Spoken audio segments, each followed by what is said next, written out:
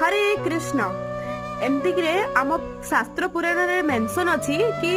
आमर जो कार्तिक मास जो लास्ट 5 डेज बहुत इम्पोर्टेंट आम कहीं आम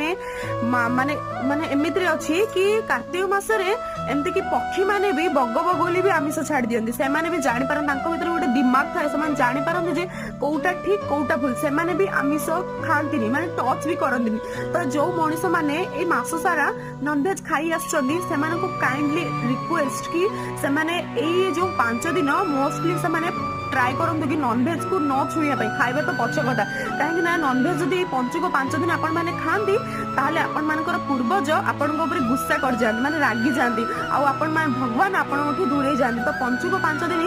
जदि मास सारा पान करे ना ठीक अछि तो 5 दिन माने आपण माने सकाळ उठी ब्रह्म मुहूर्त उठी भगवान को हरि नाम जप करंतु आमिष को दूरे कि रहंतु एक मध्य भीष्म पंचुक बोली मध्य कुहा जाय।